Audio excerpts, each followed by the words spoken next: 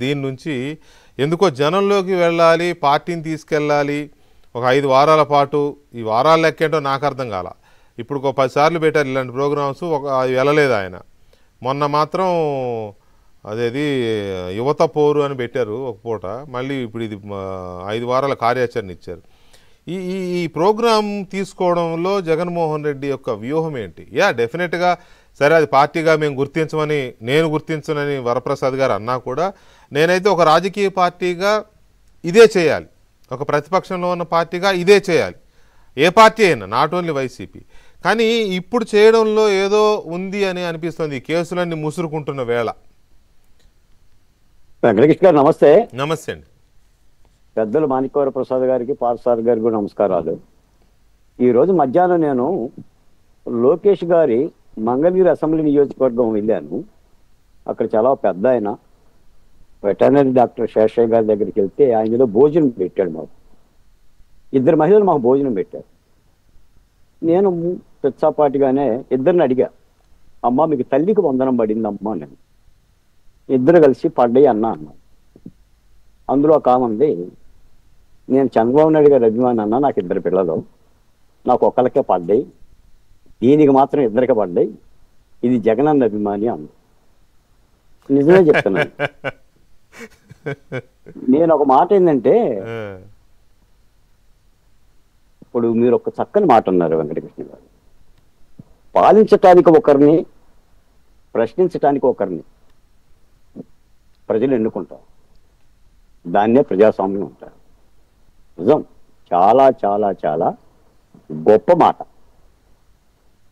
జగన్మోహన్ రెడ్డి గారిని ప్రశ్నించమనండి, గట్టిగా ప్రశ్నించమనండి, గదమాయించి ప్రశ్నించమనండి, కానీ మనుషులను చంపుకుంటూ కాదు, చేతిలో కత్తులు పెట్టుకొని కవాతులు చేస్తూ కాదు, నరికేస్తాం, కొట్టేస్తాం, చంపేస్తాం, గుడ్డలెప్పదేస్తాం అనే ఒక తాలిబాన్ భాషతో కాదు. నేను నిజానికి ఒక మాట చెప్తా, అసలు జగన్మోహన్ రెడ్డి గారు ఆంధ్రప్రదేశ్ని వెంటిలేటర్ మీద పెట్టి వెళ్ళాడు, గ్లూకోజ్ బాటిల్ కూడా ఇవ్వాల. ఇప్పుడు వచ్చి ఏమంటున్నాడంటే, మీరు బత్తాయి రసం ఇచ్చారా, నిమ్మరసం ఇచ్చారా, యాపిల్ ముక్కలు పెట్టారా అని అడుగుతున్నాడు ఆయన. ఈ రాష్ట్ర భవిష్యత్తు అగమ్య గోచరం అయ్యింది. ఆయన పుణ్యానే పోలవరం ఆగిపోయింది, తద్వారా లక్షలాది ఎకరాలకు సాగునీరు లేకుండా పోయింది. ఆయన కారణంగానే అమరావతి మిథ్య అయిపోయింది. ఈ రోజున లోకేష్ గారు లాంటి వాళ్ళు ఆంధ్రప్రదేశ్కు పారిశ్రామికవేత్తలు రావడానికి భయపడుతున్నారు అని అంటే, అది జగన్మోహన్ రెడ్డి గారిని చూసి కాదా? దానికి సమాధానం చెప్పాల్సిన బాధ్యత జగన్మోహన్ రెడ్డి గారి మీద లేదా? ఈ రోజున పెన్షన్లో, సరే అధికార పార్టీ వాళ్ళు ఉన్నారు కాబట్టి వాళ్ళు చెప్తారు, 4,000 రూపాయలు ఎకాఎకిన కూటమి ప్రభుత్వం ఇచ్చింది. మొదటి నెలలోనే 7,000 రూపాయలు ఇచ్చింది. నెలకి పెన్షన్ల ద్వారా దాదాపు 64 లక్షల మందికి 3,000 కోట్ల రూపాయలు వెరస, ఏడాదిలో 34,000 కోట్ల రూపాయలు, అక్షరాల 34,000 కోట్ల రూపాయలు పెన్షన్కి ఇచ్చాడు. జగన్మోహన్ రెడ్డి గారి పెన్షన్లు ఎలా ఇచ్చాడు? ఎలా ఇచ్చాడు? ఆయన ఎలా మాట్లాడగలుగుతాడు? మీరు వెళ్ళండి, క్యూఆర్ కోడ్ ఇచ్చి వెళ్ళండి. కానీ ఆ క్యూఆర్ కోడ్తో పాటు కత్తులు కటార్లు కూడా ఇచ్చి పంపించమాకండి. ఎందుకంటే ఆ ఇళ్ళ నుంచి బయటికి రాలేరు మీ కార్యకర్తలు. ఎందుకంటే ప్రజలు చట్టానికి ఉన్నంత ఓపిక ప్రజలకు ఉండదు. వాళ్ళ ఇళ్ళ ముందుకెళ్ళి కత్తులు పెట్టుకుని మీరు గంతులేస్తే ప్రజలకి న్యాయస్థానాలకు ఉన్న కాలాచేతము, చట్టాలకు ఉన్నంత ఓపిక ఉండదు. చీపురు కట్టలు తీసుకొని కొడతారు. ఏంటి సార్, నీకు పని పాట లేదని చెప్పి కార్యకర్తలకు షెడ్యూల్ ఇవ్వాలి కాబట్టి చంద్రబాబు నాయుడు గారి మేనిఫెస్టోని రీఎరిఫికేషన్ చేద్దామని చెప్పి ఒక ప్రోగ్రాం ఇచ్చాం, ఓ 25 మందిని పిలిచి. నిజంగా వాళ్ళ కళ్ళల్లో కనిపించడం లేదా మన పరిపాలనలో ఏమి ఇచ్చామని? నేను ఒక మాట చెప్తాను సార్, దశాబ్దాలుగా ప్రభుత్వాలు అమలు చేసిన సంక్షేమ పథకాలు, అది ఎస్సీ కార్పొరేషన్ కానీ, బీసీ కార్పొరేషన్ కానీ, మైనార్టీ కార్పొరేషన్ కానీ, భూమి కొనుగోలు పథకం కానీ, మన బ్యాంకు రుణాలు కానీ ఏమైపోయాయి? వీటన్నిటిని పాతనేసిన జగన్మోహన్ రెడ్డి గారు కాదా?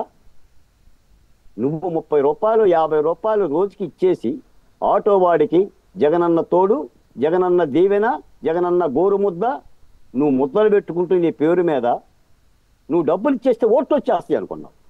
కేవలం ఓట్ల కోసమే నువ్వు ఇచ్చావు తప్ప నువ్వు ఇచ్చిన పథకాలకి ఏ జీవితంలోనన్న వెలుగురేఖలు కనిపిస్తాయి వెంకటకృష్ణ గారు? ఒక కొవ్వెత్తి తెలుగుతుందా? నువ్వు ఇచ్చేది ఆటో వాడికి 10,000 రూపాయలు ఇంటూ 365 రోజులు, రోజుకి ఎంత పడింది? అది కూడా ఆటో మీద ఫోటో పెట్టుకుంటేనే. దాని మూలాన అంటే దశాబ్దాల సంక్షేమ పథకాలను ఎత్తేసి వీటిని ఇచ్చుకుంటూ ఇక నేను 30 ఏళ్ళు అధికారంలో ఉంటాను, నేనే పోటుగాని అని చెప్పేసి అని మాట్లాడారు. ఇంకో మాట కూడా చెప్తున్నా, ఆయన లెక్కే చెప్తా, ఆయన లెక్కే 6 లక్షల కోట్ల రూపాయలు అప్పు చేశాను అని చెప్పాడు జగన్మోహన్ రెడ్డి గారు. నువ్వు ఇచ్చింది 2,97,000 కోట్ల రూపాయలు, ఏది 34 సార్ల పట్టణకి. మరి మిగిలిన డబ్బులు ఏమైపోయినాయి? రాజధాని గురించి మాట్లాడడం, పోలవరం గురించి మాట్లాడడం, పరిశ్రమల గురించి మాట్లాడడం, మద్యం కుంభకోణం గురించి మాట్లాడడం, ఇసుక అమ్మకం గురించి మాట్లాడడం, అసలు నీ నాయకులు ఎందుకు జైలుకు పోతున్నారో మాట్లాడవు. వల్లభనేని వంశీని జైలు ఎందుకు పెట్టారు మాట్లాడు.